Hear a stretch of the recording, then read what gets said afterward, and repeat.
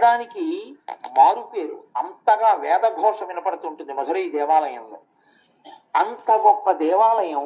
అక్కడ ఉండేటటువంటి అమ్మవారి ఆవిర్భావం మాత్రం ఆవిడ స్వయంభూ క్షేత్రం కాదు, ఒకరు ప్రతిష్ఠ చేసింది కాదు.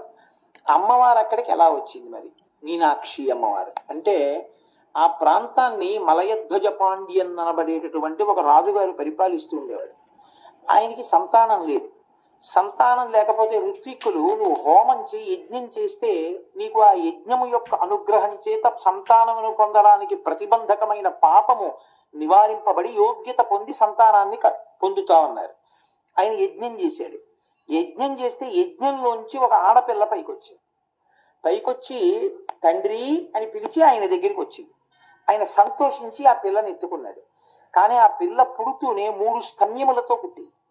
ఆయన చాలా బెంగ పెట్టుకున్నాడు. ఇదేంటి ఆడపిల్ల ఇంత వికారంగా 3 స్తన్యములతో ఉంటే లోకంలో ఎవరు ఈమెని భార్యగా స్వీకరిస్తారు అని. ఇప్పుడు అశరీరవాణి పలికింది.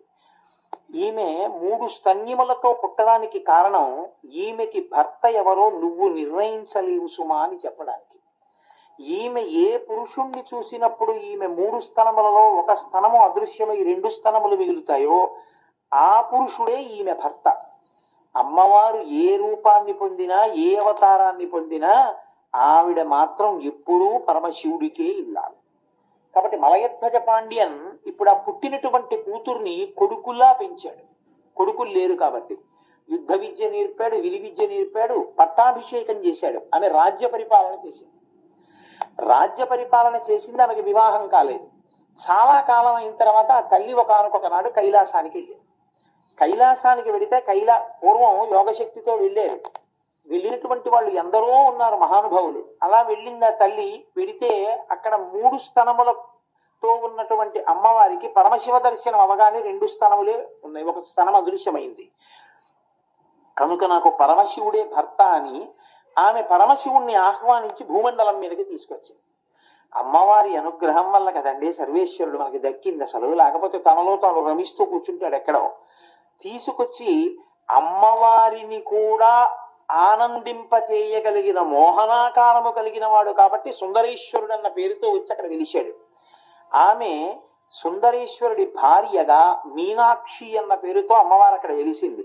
వాళ్ళకి ఒక కొడుకు కూడా పుట్టాడు. ఆయన సుబ్రహ్మణ్యుని యొక్క అంశ అంటారు.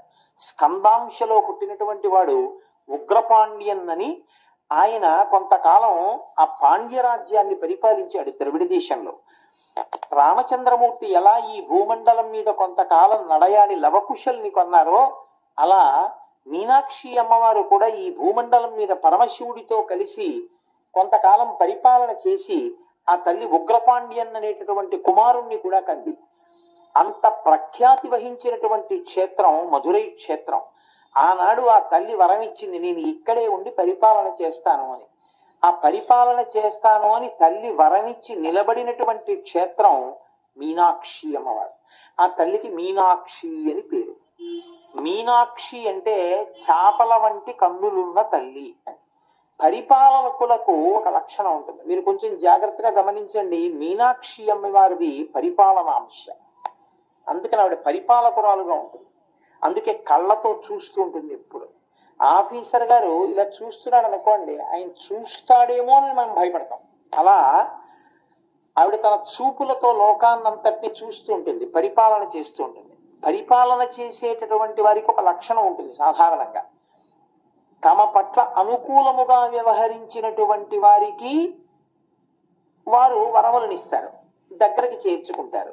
ఎవరు ప్రతికూలంగా ఉంటారో, ఎవరు చేస్తారో, ఎవరు వాళ్ళకి వ్యతిరేకంగా మాట్లాడతారో అలాంటి వాళ్ళని కొంచెం ఇబ్బందికరమైన ప్రదేశంలోకి తీసుకెళ్లి పెట్టి నా పట్ల నువ్వు అతిగా ప్రవర్తించడం ఎంత ప్రమాదాన్ని తెస్తుందో తెలుసుకొని మిగిలిన వాళ్ళకి ఉదాహరణగా చూపిస్తారు.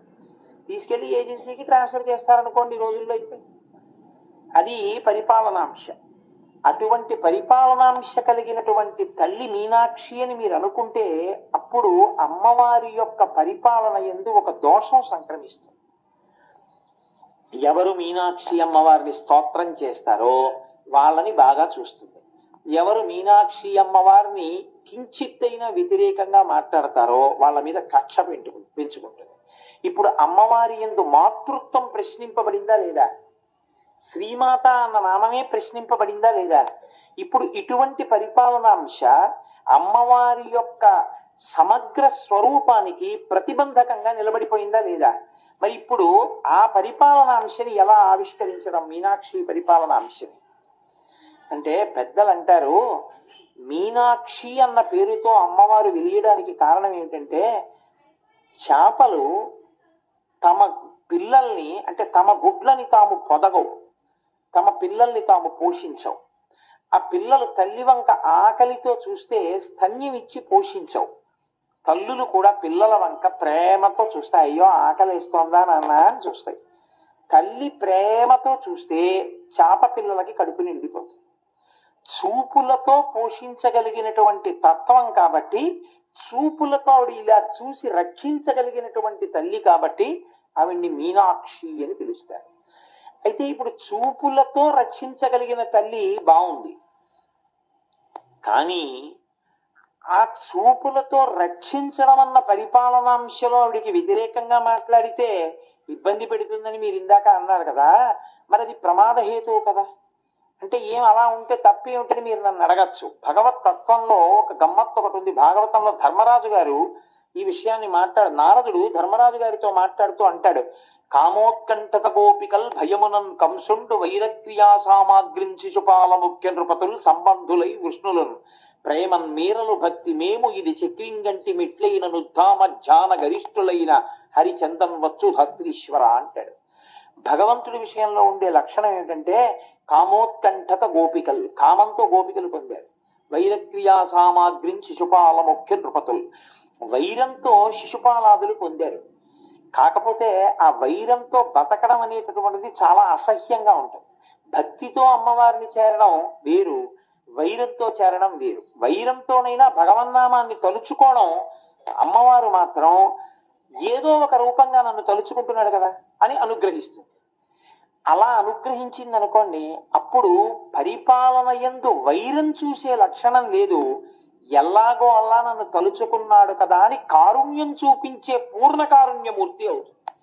అప్పుడు ఆవిడికి మామూలు అధికారులందరూ ఎలా అయితే తమకు వ్యతిరేకంగా మాట్లాడితే కోపగించి తమ కింద వారిని ఇబ్బంది పెడుతుంటారో అలా ఇబ్బంది పెట్టేటటువంటి లక్షణం కాకుండా, తనకి వ్యతిరేకంగా మాట్లాడిన వారి పట్ల కూడా ఏదో రకంగా నా పేరు ఎత్తాడు కదరా అంతే చాలని రక్షించే తత్వం ఉంటే అప్పుడు ఆమెది పరిపూర్ణమైన మాతృత్వంతో కూడిన స్వరూపం అవుతుంది. మీరు పట్టుకోగలిగారని నేను అనుకుంటున్నాను. అలా ఆవిడ చూసింది అని మీరు ఏమైనా ఉదాహరణ చెప్పగలరా మీనాక్షి తత్వంలో? అప్పుడు నేను చెప్పిన పరిపాలనాంశ పూర్తవుతుంది. అంటే మధురైలో ఒక సంఘటన చెప్తారు పెద్దలు, యథార్థంగా జరిగిన సంఘటన. బ్రిటిష్ గవర్నమెంట్ మన దేశాన్ని పరిపాలిస్తున్న కాలంలో మధురై ప్రాంతాన్ని రోజ్ పీటర్ అనేటటువంటి ఒక కలెక్టర్ పరిపాలిస్తుండేవాడు. ఆ రోజ్ పీటర్ సనాతన ధర్మానికి, సనాతన ధర్మంలో అంతర్భాగమైనటువంటి దేవాలయ వ్యవస్థకి వ్యతిరేకం. కాబట్టి ఆయన మధురైలో పరిపాలిస్తున్నాడు కాబట్టి ఆయన ప్రతిరోజు మీనాక్షి అమ్మవారికి వ్యతిరేకంగా మాట్లాడుతుండేవాడు. అమ్మవారిని చాలా నిందతో ప్రస్తావన చేస్తుండేవాడు.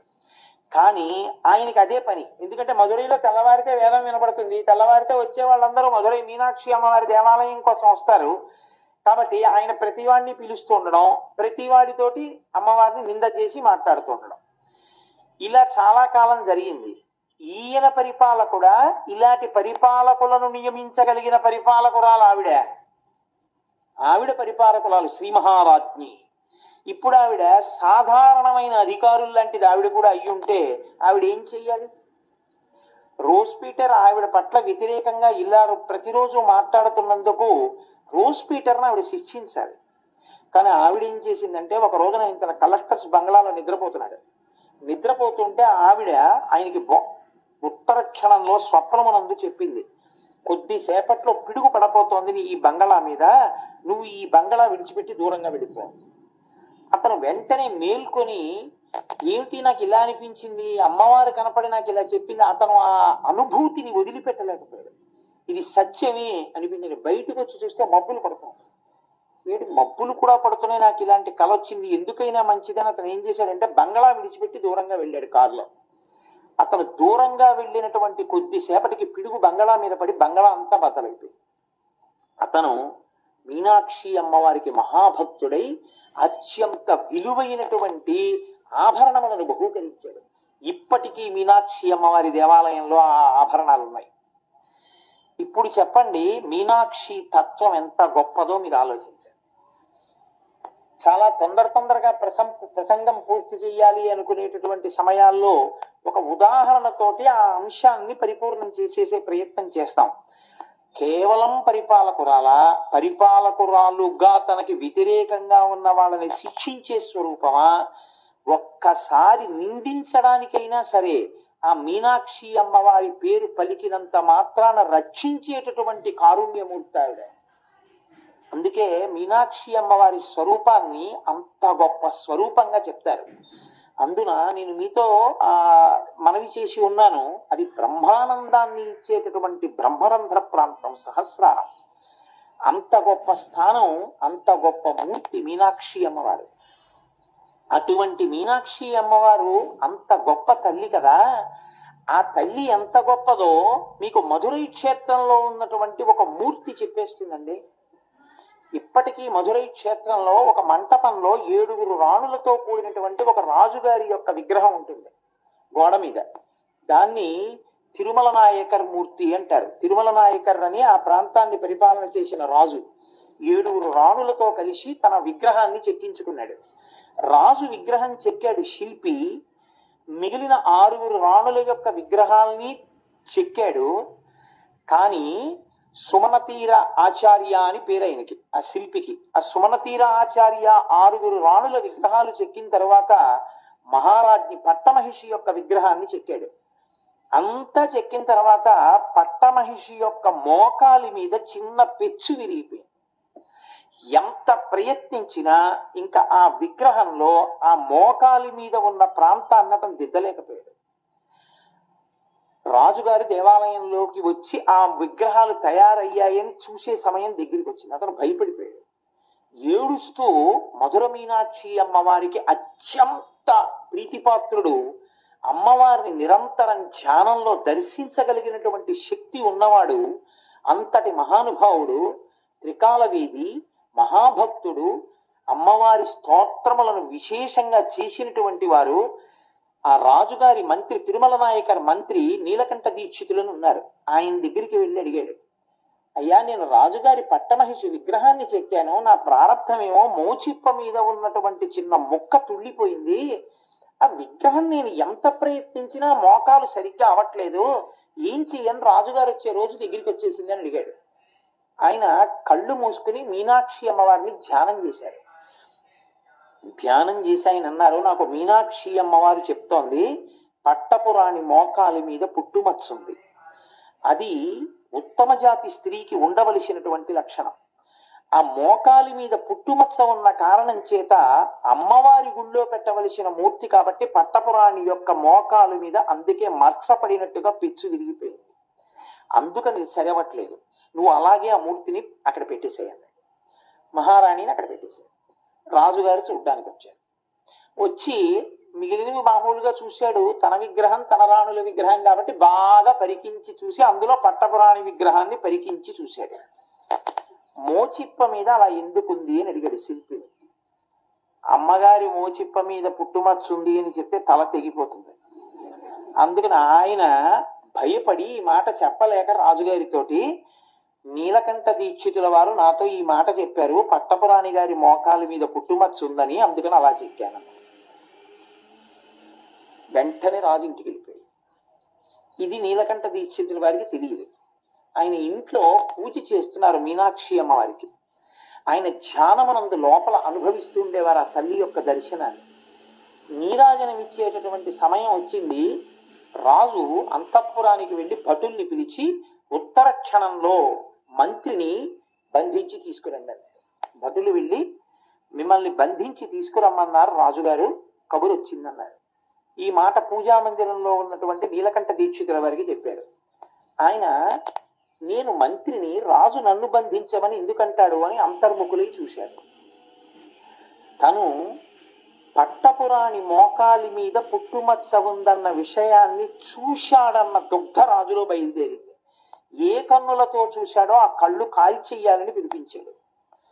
కాబట్టి ఆయన అనుకున్నారు, నేను ఎలా చూశానో రాజు చెప్పినా నమ్మలేడు. ఎందుకంటే ఇప్పుడు కళ్ళు మూసుకుపోయి ఉన్నాడు. రాజు శిక్ష వేసే కన్నా నేను అమ్మవారి అనుగ్రహంగా శిక్ష అనుభవిస్తానని నీరాజనమిస్తున్నటువంటి కర్పూరాన్ని తీసి తన కనురెప్పల మీద పెట్టుకున్నాడు. ఆయనకి చల్లగా అనిపించింది, కానీ ఆయన 2 నేత్రాలు కాలిపోయాయి.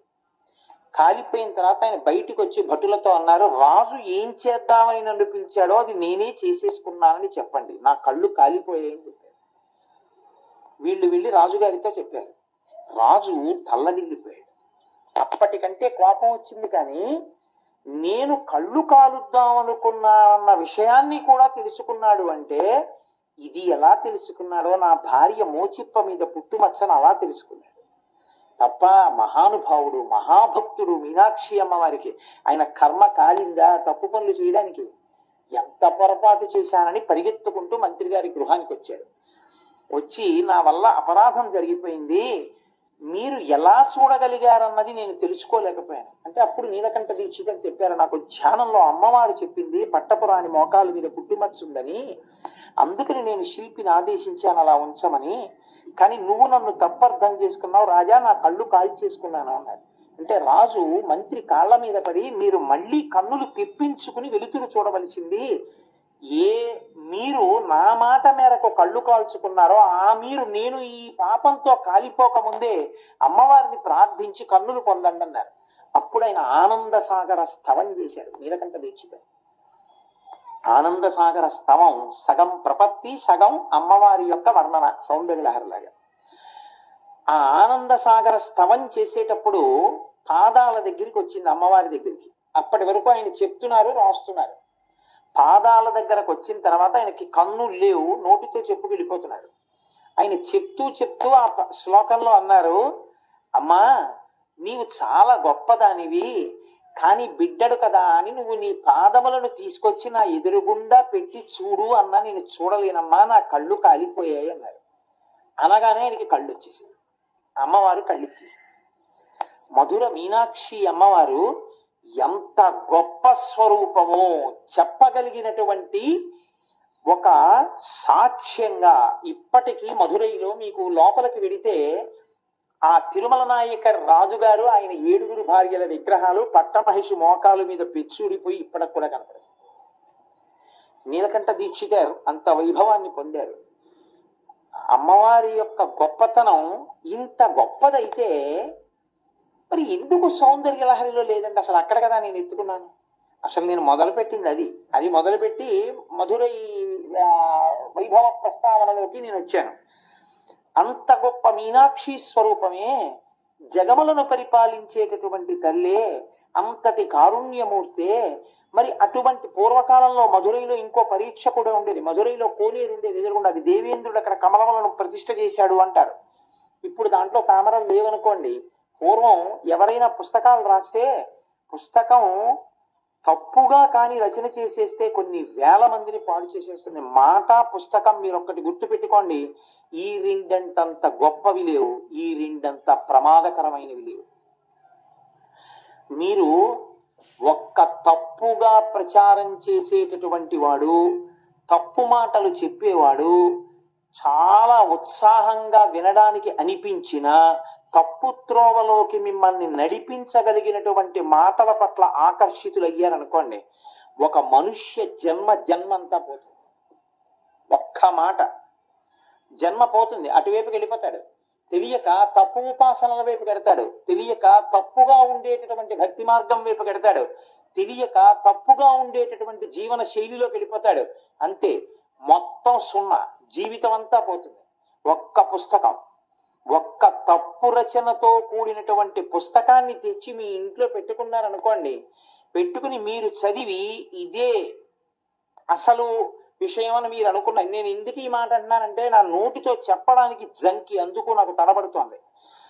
నా దగ్గరికి ముందు మాట రాయమని పుస్తకాలు పట్టుకొస్తుంటారు కొంతమంది. ఇప్పటి వరకు నేను ముందు మాట రాసిన పుస్తకాలు 1, 2 తప్ప ఏవీ లేవు. నేను ఎందుకు ఈ మాట అంటున్నానో తెలుసా? నేను ప్రాజ్ఞుణ్ణి, నేను పండితుణ్ణి, నాకు అన్నీ తెలుసన్న అహంకారంతో నేను చెప్పట్లేదు. ప్రస్ఫుటంగా ఎంత ఘోరంగా రాసేస్తున్నారంటే మూల గ్రంథాల్లో ఉండేటటువంటి విషయం ఒకటి, ఋషులు చెప్పింది ఒకటి, పెద్దలు చెప్పింది ఒకటి. వీళ్ళ బుద్ధికి ఏది తోచిందో అది రామాయణమే కావచ్చు, అది భాగవతమే కావచ్చు, వాళ్ళకి అనవసరం. మనం రేపొద్దున ఇలా రాసేస్తే పిల్లలు చదివితే వాళ్ళ జీవితాలు ఏమైపోతాయనేటటువంటి తాపత్రయం ఎవ్వరికీ లేదు. నేను ఈ మధ్య కాలంలో ఒక పుస్తకం నా దగ్గరికి వచ్చింది. మీరు ఈ పుస్తకం చదవండి అని పట్టుకొచ్చి ఇచ్చారు. పేర్లు ఎందుకు చెప్పాలి, లేకపోతే ఇంకొక దాని సన్నివేశం ఎందుకు చెప్పాలి, చెప్తే నేను దేని గురించి చెప్పానో తెలుస్తుంది. నేను ఆ పుస్తకం చదివి ఆశ్చర్యపోయాను. అసలు రామాయణానికి సంబంధించినటువంటిది ఒక్క సత్యం అందులో లేదు. అన్నీ తప్పులే, అన్నీ తప్పులే. రాముడి గురించి ఎంత దారుణంగా రాసేశారంటే అసలు నోటి వెంట ఎప్పుడు ఏ అశ్లీలమైన మాటలు రాకూడదో అంత అశ్లీలమైనటువంటి మాటలు రామాయణంలో ఉన్న పాత్రలు మాట్లాడుకుంటున్నట్టుగా రాశారు. నేను తెల్లబోయి, మీరు చదివారా రామాయణం అని అడిగాను. అయితే నేను చదివానండి అన్నాడు. ఎక్కడ చదివారన్నాడు. ఆయన ఏదో చెప్పాడు, బలానా చదివాను. అయ్యా, మీరు పుస్తకం రాయాలని నేను పుస్తకం రాశానన్న కీర్తి కావాలంటే ఎన్ని కుటుంబాలు పడిపోతాయో. రేపు పొద్దున్న ఈ పుస్తకం నిజం అనుకుని ఎవరో పిల్లాడు చదువుతాడు, ఓ 10th క్లాస్ పిల్లాడో, ఇంటర్మీడియట్ పిల్లాడో, రామాయణం అంటే ఇలాగే ఉంటుంది అనుకుంటాడు వాడు.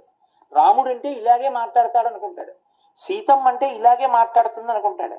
వాడికి ఏం తెలుస్తుంది? ఎంతమంది తల కొట్టుకుంటే వాళ్ళకి అసలు విషయం మళ్ళీ సుబోధకం అవుతుంది. అత్యంత ప్రమాదకరం. పుస్తకాన్ని ఎవడిష్టం వచ్చినట్టు వాడు రాసి విడిచిపెట్టడం. పరమాచార్య స్వామి వారి శరీరంతో ఉన్న రోజుల్లో మహానుభావుడు గుండెలు బాదుకుని ఇచ్చారు. కుండలిని యోగం మీద పుస్తకాలు రాసేయద్దు, కుండలిని యోగాల గురించి బహిరంగ వేదికల మీద ఉపన్యాసాలు చెప్పవద్దు, అలా చెప్పకూడదు అని. మహాత్ములైన వారు వాళ్ళకి తెలుసు ఏది ఎక్కడి వరకు చెయ్యాలో, ఏది ఎంతవరకు చూడాలో. మన ఇంట్లో ఉన్నటువంటి కుటుంబ సభ్యుడే మనం ఇచ్చిన డబ్బుతోటే డాక్టర్ గారు వాడికి ఆపరేషన్ చేస్తారు. కానీ ఆపరేషన్ చేసేటప్పుడు డాక్టర్ గారు కూడా ఒక్క కాంపౌండర్నో ఒక్క నర్సునో పట్టుకుని ఆపరేషన్ థియేటర్లోకి వెళ్ళి ఆపరేషన్ చేస్తారు తప్ప, మా నాన్నగారు కదండి, మా అమ్మగారు కదండి, మేము చూస్తూ ఉండగా మీరు ఆపరేషన్ చెయ్యండి అని అడిగితే చేస్తారా? ఎంత గోప్యం పాటిస్తాడు ఒక డాక్టరు. ఏవి ఎంతవరకు అవసరమో అంతవరకు పుస్తకాల్లో రాయాలి, ఏవి ఎంతవరకు అవసరమో అంతవరకే వేదికల మీద చెప్పాలి తప్ప అంతక మించి ఏవి పడితేవి నువ్వు రాసేస్తే ఆ స్థాయి లేని వాడు చదివితే ఉపద్రవానికి ఎడుతుంది. గురు శిష్య సంప్రదాయంలోకి వచ్చిన తరువాత, నీకు శిష్యుడైన తర్వాత యోగ్యతాయోగ్యతలను బట్టి ఉపాసన క్రమాన్ని పెంచి మాట్లాడు తప్ప బహిరంగ వేదికల మీద మాట్లాడేటప్పుడు చాలా లోతైన విషయాలను ప్రస్తావన చెయ్యకు. అది తేలికనుకుని అటు వైపుకి వెళ్ళి పాడైపోతారు. అలాంటి పనులు చెయ్యవద్దని చెప్పేవారు పరమాచార్య స్వామి. మహాత్ములు అంత విశాల హృదయంతో ఆలోచిస్తారు. అందుకే పూర్వం రాచరికం చేసిన ప్రభువులు పుస్తకాన్ని రచన చేస్తే ఆ పుస్తకాన్ని అందరూ చదవడానికి అది యోగ్యమా కాదా అంటే అది నిర్ణయం అయితే తప్ప ఆ పుస్తకాన్ని అందరూ చదవడానికి వీలుగా దాని ప్రతులు తయారు చేయనిచ్చేవారు కాదు. దానికి పరీక్ష ఏంటంటే, మధురైలో మీనాక్షి అమ్మవారి దేవాలయానికి తీసుకెళ్లేవారు. సరస్వతి కోనేరు అని అమ్మవారి కోవెల్లో కోనేరు. ఆ కోవెల్లో పుస్తకం పడేసేవారు. పడేస్తే ఆ పుస్తకం లోకానికి పనికొచ్చేది అయితే పైకి తేలేది. ఆ పుస్తకం కాగితాలు తడవకుండా, తాళపత్ర గ్రంథాల రోజుల్లో పైకి తేలేవి. తేలితే పల్లకీలో పెట్టి ఊరేగించి అమ్మవారి పాదాల దగ్గర పెట్టి తీసుకొచ్చేవాడు. తీసుకొచ్చి దాని ప్రతులు ప్రభువు రాయించి ప్రజలందరికీ అందేట్టు చేసేవాడు. ఆ పుస్తకం నీటిలో మునిగిపోతే రాసినవాడు కూడా ఓ నమస్కారం పెట్టి, బుద్ధిహీనుండై రాశాను, ఈసారి నా బుద్ధి సరిగా ఉండి మంచి పుస్తకం రాయుదునుగాక అని చెప్పి వెళ్ళిపోయాడు. అంత జాగ్రత్త తీసుకుని లోకంలో ఏ విషయం అందాలో నిర్ణయం చేసి సారస్వతాన్ని కాపాడిన తల్లి మీనాక్షి. అంత గొప్ప కోనేరు ఆ కోవెల్లో ఉండేది. అటువంటి మీనాక్షి తత్వం, అంత గొప్ప మీనాక్షి స్వరూపం. మీనాక్షి అంటే ఎప్పటి విషయాలో కాదండి. మీతో నేను ఒక విషయం మనవి చేస్తాను. శృంగగిరి పీఠానికి ఉగ్రనరసింహ భారతీ స్వామి వారిని ఆయన పీఠాధిపత్యం వహించారు. 20వ ఏట సన్యాసం తీసుకుని పీఠాధిపత్యానికి వెళ్ళారు. ఆయన ఎంత ఉగ్రమైన తపస్సు చేశారంటే, ఆయన కొంతకాలం కాయగూర ముక్క తినేవారు. ఆ తర్వాత కాకరకాయ మాత్రమే తిని రోజుకి 20 గంటలు తపస్సు చేశారు. చేస్తే అనిమాది సిద్ధులన్నీ ఆయనకి పాదాక్రాంతమైంది. అంతటి మహానుభావుడైనటువంటి ఉగ్రనరసింహ భారతి ఒకసారి మధురై క్షేత్రానికి వచ్చారు దర్శనానికి. ఆయన అర్చకుల వంక చూసి, నేను మీనాక్షి అమ్మవారిని అర్చన చేస్తాను, లోపలికి వచ్చన్నారు. అంటే అర్చకులు అన్నారు, మేము చెయ్యాలి తప్ప మీరు లోపలికి రావడానికి వీల్లేదన్నారు. అంటే ఆయన ఒక శిష్యుణ్ణి పిలిచి ఓ కొబ్బరికాయ ఇమ్మన్నారు. అని చేత్తో కొబ్బరికాయ పట్టుకుని ఆయన మంత్రాలు జపం చేశారు. చేస్తే అమ్మవారిలో ఉండేటటువంటి జీవకళలన్నీ కొబ్బరికాయలోకి వెళ్ళిపోయి, ఆయన కొబ్బరికాయ పట్టుకుని తను విడిది వెళ్ళిపోయి ఆ కొబ్బరికాయని తీసుకెళ్లి ఆసనం మీద పెట్టి పూజ చేస్తున్నారు. అర్చకులు లోపలికి వెళ్ళి అమ్మవారి మూర్తి వంక చూశారు. జీవకళ నశించిపోయి అమ్మవారి వెలవెలపోయింది. అప్పుడు వాళ్ళు భయపడి, మహానుభావులు, నేను ఇది నిన్నటి రోజున మీతో ప్రస్తావన చేసింది, వాళ్ళు మహాలక్ష్మి సంపన్నులంటే వాళ్ళు ఈశ్వర తేజస్సును కూడా తీసుకోగలరు, అంతటి శక్తివంతులు. అటువంటి మహాపురుషులకు ఆలవాలం ఈ భూమి. ఆయన విడిదికి వెళ్ళి ప్రార్థన చేశారు, అయ్యా మా బుద్ధి గడ్డి తిని మిమ్మల్ని లోపలికి రావద్దన్నాం, మీరు వచ్చి లోపల అమ్మవారిని పూజ చెయ్యండి, కానీ మా యందు అనుగ్రహించి మీరు మళ్ళీ వచ్చి అమ్మవారిలోకి ఆ కళని ప్రవేశపెట్టేసేయండి అని అడిగారు. ఉగ్రనరసింహ భారతి అంతటి దయామయుడు కనుక ఆయన మళ్ళీ దేవాలయంలోకి వెళ్ళి కొబ్బరికాయలోకి తీసేసినటువంటి కళని అమ్మవారిలోకి ప్రవేశపెట్టేశారు. అంతటి మహానుభావుడు. ఇంతమందితో అనుబంధం ఉన్నటువంటి క్షేత్రం ఆ మధురై. నేను ఇలా వ్యక్తుల గురించిన విషయాలతో కూడినటువంటి సమాహారాన్ని మీ ముందు విజ్ఞాపన చేస్తూ వెడితే దానికి ఎంతటికీ అంతు దొరకదు. నేను ఏ ప్రశ్నతో మొదలెట్టానో దాన్ని నేను స్పృశించలేదు ఇప్పటికీ కదా. నేను ఎందుకు లేదు లలితా సహస్రంలో మీనాక్షి దగ్గర ఎత్తుకున్నాను. నేను అన్నానా ఎందుకు లేదో? నేను ఇప్పటివరకు అనలేదు. ఏ కారణం చేత లలితా సహస్రనామ స్తోత్రంలో ఈ నామం లేదు, లేకపోతే ఈ నామానికి తుల్యమైన నామం ఒకటి మాత్రం ఉంది, వక్త్రలక్ష్మీ పరివాహ చలన్మీ నాభలోచన. అలా ఎందుకు? కామాక్షి దగ్గర నుంచి శారదా వరకు అనేక నామాలు చెప్పిన వారు మీనాక్షి నామాన్ని వక్త్రలక్ష్మీ పరివాహ చలన్మీ నాభలోచన అని ఎందుకు అనాలి? అంటే అమ్మవారి ముఖం అనేటటువంటి దీప్తి కాంతి సరోవరంలో అమ్మవారి రెండు కన్నులు రెండు చేప పిల్లలలా ఉన్నాయి. అంటే మీనాక్షియేగా చేపలంటే. అలా అని బదులు మీనాక్షి అని 3 అక్షరాలతో అంటే పోతుందిగా. మీనాక్షికి అంత పెద్ద సమాసం వేసి పిలవడం ఎందుకు? అలా పిలిచి అసలు మీనాక్షి అన్న పేరు వదిలేయడం ఎందుకు? అప్పుడు ఎవరైనా తెలుసుకోలేకపోతే అయ్యో మీనాక్షి నామం లేదు, మీనాక్షి నామం లేదని బెంగెట్టుకోరు. అలా ఎందుకు వదిలేశాడు వ్యాస భగవానుడు? పోని శంకరాచార్యులు వారి సౌందర్య లహరిలో ఆయన ఎక్కడ ప్రత్యక్షంగా మీనాక్షి అనలేదు, ఆయన పరోక్షంగా ప్రస్తావన చేశారు. ఎందుకు అనలేదు ఇద్దరూ కూడా? ఇద్దరు తిన్నగా మీనాక్షి అని ఎందుకు పిలవలేదు? మీరు ఊహించగలరా? దాని వెనక ఒక పరమ పవిత్రమైనటువంటి లక్షణం ఒకటి మీరు గమనించండి. గోపాలకృష్ణ గారు ఎన్నో మార్లు ప్రతిరోజు నేను వచ్చే ముందు మాట్లాడతారు. నాతో నిన్న మాట్లాడుతూ కోటేశ్వరరావు గారు రేపు ఇంకో 50 టోకెన్లు ఇమ్మన్నారని అనడం మీరు ఎప్పుడైనా విన్నారా? కోటేశ్వరరావు గారు 50 టోకెన్లు ఎక్కువ ఇమ్మన్నారు అని ఆయన ఎప్పుడైనా నా పేరుతో మాట్లాడారా? ఆయన నా పేరుతో మాట్లాడరు ఎప్పుడు. ఎందుకు? నేను నా పేరు లేదా? నన్ను పేరుతో పిలిచేవాళ్ళు లేరా? ఎందరో ఉన్నారు. నేను ఆఫీస్కి వెడితే కోటేశ్వరరావు అని పిలుస్తారు నన్ను. ఎందరో నాకు కనబడితే కోటేశ్వరరావు బాగున్నారా అండి అని అడుగుతారు. మరి గోపాలకృష్ణ గారు ఎందుకంటారు నన్ను కోటేశ్వరరావు చెప్పారని? కోటేశ్వరరావు చెప్పారండి 50 పాసులు ఎక్కువ ఇస్తున్నాం, లేకపోతే కోటేశ్వరరావు ఇంకా రాలేదేమిటి అనొచ్చు కదా. కోటేశ్వరరావు గారిని వేదిక మీదకి రావాల్సిందిగా కోరుతున్నాను అనొచ్చు కదా. అలా అంటే అందులో ఏమైనా తప్పు ఉందండి? ఏమి లేదు. కానీ ఆయన అనరు. ఎప్పుడైనా అలా అన్న సన్నివేశం ఉందా ఆయన నోటి వెంట? లేదు. ఎందుకు ఉండదో తెలుసా? ఆయన హృదయాంతరాళముల యందు నా పట్ల ఏర్పడిపోయిన భక్తికి పరాకాష్ట నా పేరు ఉచ్చరించారు. గురువు గారు అంటారు. నేను గురువు గారిని వేదిక మీదకి రావాల్సిందిగా ఆయన పాదములు పట్టి ప్రార్థన చేస్తున్నానంటారు. గురువు గారు నన్ను దెబ్బలాడారు, ఇంకో 50 టోకెన్లు ఇమ్మన్నారంటారు. ఎవరు మీ గురువు గారు? పేరు చెప్పండి మాకు తెలుస్తుంది కదా అని మీరు ఎప్పుడైనా అడిగారా? మీరు అడగరు. మీరు అడగరు. ఆయన నా పేరు ఉచ్చరించారు. ఎందుకు ఉచ్చరించారు అంటే ఆయనకి ఏర్పడిపోయిన భక్తి చేత ఆయనకి నన్ను పేరుతో పిలిస్తే నా పట్ల ఏదో అపచారం చేసినంత భావన ఉంటుంది. ఇది ఎక్కడి వరకు వెళ్ళిపోతుందో తెలుసా అండి? ఎవరైనా ఒకవేళ ఇంకా కొన్నాళ్ళు ఆయన ఇలాగే నా మీద ఆరాధన పెంచేసుకున్నారనుకోండి, ఎవరైనా వచ్చి కోటేశ్వరరావు కనబడ్డారండి వస్తున్నానని చెప్పమన్నారు, మీతో కోటేశ్వరరావు వస్తున్నారేంటి గురువుగారు వస్తున్నారని చెప్పలేదా అంటే మనసులో అంత బాధ కలుగుతుంది.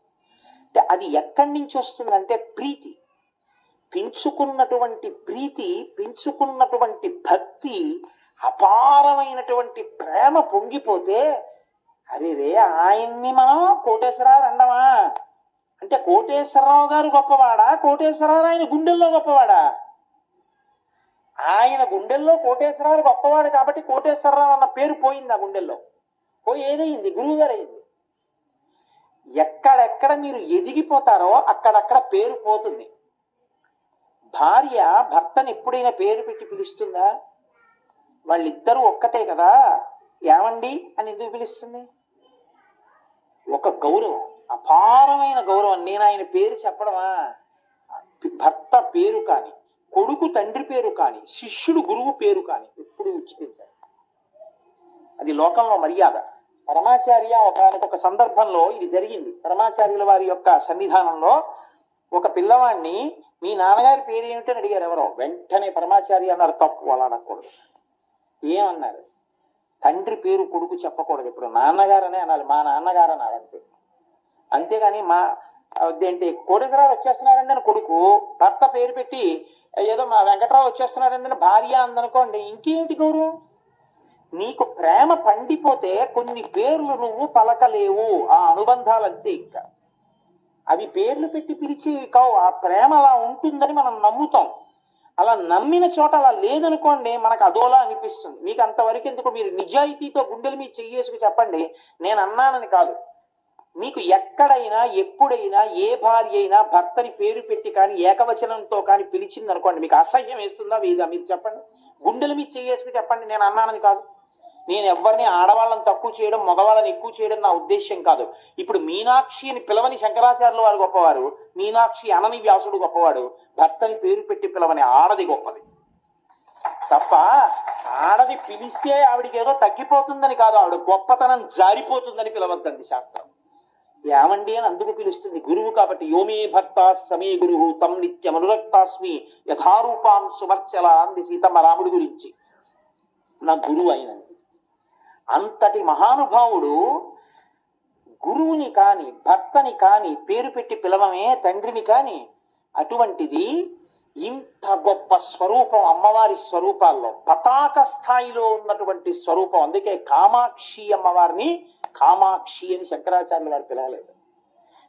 కాంచీదామాకరిక లభ కుంభస్తనత పరీక్షీణా మధ్యే పరిణత శరచంద్రవదన అంటూ వర్ణన చేసి ధ్యానానికి వదిలేశారు తప్ప కామాక్షి అని అనలేదు. ఎందుకు అనలేదు అంటే ఆయన ప్రాణం. నాకు మా అమ్మ మీద పిచ్చి గౌరవం, సుశీల అని నేను అనగలనా? మా అమ్మ మీద ప్రేమ కదా అని నేను సుశీల అని మా అమ్మని ఎప్పుడు నేను పిలవను కదా. అమ్మా అమ్మా అనే పిలుస్తాను. అమ్మా అన్న పిలుపు కన్నా పెద్ద పిలుపు లోకంలో ఇంకోటి లేదు. అందుకని శ్రీమాతతోటే మొదలెట్టాలి. శ్రీమాత అని మొదలుపెట్టి పేర్లు చెప్పినా అమ్మో మీనాక్షి అని నా నోటితో అనేయడమే తల్లిని. అంత గొప్ప తల్లి ఆవిడ పేరు అనడమా నేను? అందుకని అనలేదు. అనకుండా ఆవిడ పేరు అనకపోతే పూర్ణత్వం లేదు, అంటే ఆవిడ గౌరవాన్ని నిలబెట్టినట్టు కాదు. కాబట్టి అన్నారా అనలేదా? అన్నారు అనలేదు, అన్నారు అనలేదు. కాబట్టి ఇప్పుడు మీరు ధ్యానం చేస్తే ఆ గౌరవం బయటకు వస్తుంది. ఇప్పుడు శంకరాచార్యుల వారు ఎంత గొప్పవారో వ్యాసుడు ఎంత గొప్పవాడో మీకు అర్థం అవుతుంది. అందుకని వ్యాసుడు మీనాక్షి అనకుండా వక్రలక్ష్మి పరివాహ చలన్ మీ నాభలోచన అన్నాడు. మహానుభావులైనటువంటి శంకర భగవత్పాదాచార్య స్వామి వారు ఆవిడ గురించి చెప్తూ తవాపర్ణే కర్ణే జపనయన పై శూన్యచకితాః నిలీయంతే తోయే నియతమనిమేషాశపరిక ఇయంచ